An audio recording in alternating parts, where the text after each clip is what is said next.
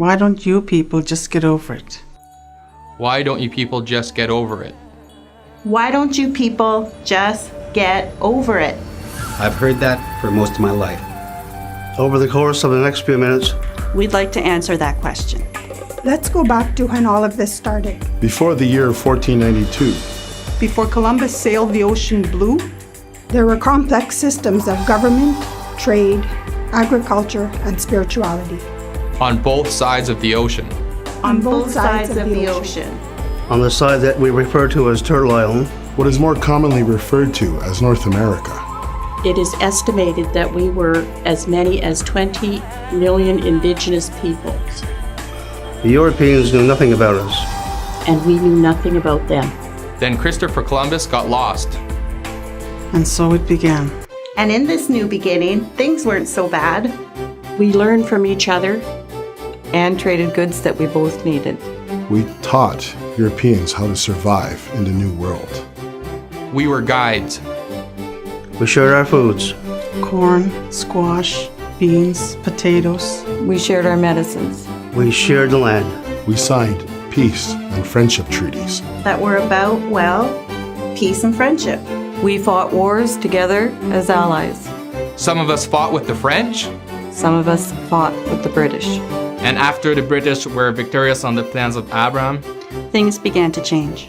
They wanted to segregate us from the thousands upon thousands of immigrants who were coming to the new colonies. So they started to push us from our traditional territories onto reserves. In the West, we were left with little choice. The Hudson Bay Company killed all the buffalo. We were starved onto the reserve. In Upper and Lower Canada, they wanted to sign more treaties. Not treaties about peace and friendship, but treaties about land ownership and title. That forced us onto the reserve. As time wore on, they kept coming back for more. More land for settlers.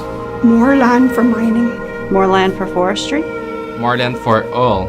And as time wore on, we continued to resist. So the colonizers switched tactics. Instead of segregation, they tried to assimilate us into their society and culture. They passed laws such as this one. In 1857, an act to encourage the gradual civilization of Indian tribes. Or this one in 1869. An act for a gradual enfranchisement of Indians. And then, in 1876, the most racist piece of legislation of them all, the Indian Act. Duncan Campbell Scott, head of the Department of Indian Affairs, said it all. I want to get rid of the Indian problem.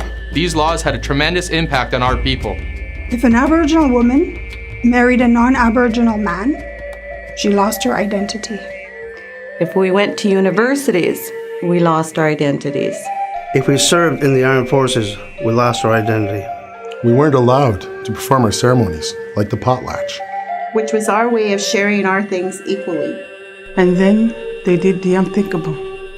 They took away our children. They took away our children.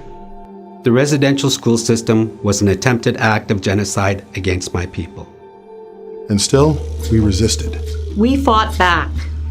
And we're still here. Remember when I said they starved us onto reserves? Today, they're trying to starve us off the reserves. They're trying to make life in our communities unbearable. In every measure, Aboriginal peoples fare much worse than other Canadians. We have a shorter life expectancy. We have higher levels of poverty. 1 in 4 Aboriginal children live in poverty. We have higher rates of suicide. We are 4 times more likely to contract tuberculosis. Our diabetes rates are 3 times higher than the national average. 42% of our children lack basic dental care. 116 First Nations communities are currently under boil water advisories. We represent only 2.7% of the adult population in Canada. But 18% of the federal prison population. Our high schools receive $2,000 less per student per year than provincially funded schools. Nearly 600 Aboriginal women have been murdered or have gone missing in the last 15 years. These are the reasons we can't, we won't just get over it. I am an Indigenous person. I'm an Indigenous person. And I'm a union member. And I'm a union member. And we think it's time to take the next step forward in the relationship between Canada and Aboriginal peoples. It's time for Canada to stop its attempts to assimilate us into the general population. It's time to walk down the path of reconciliation.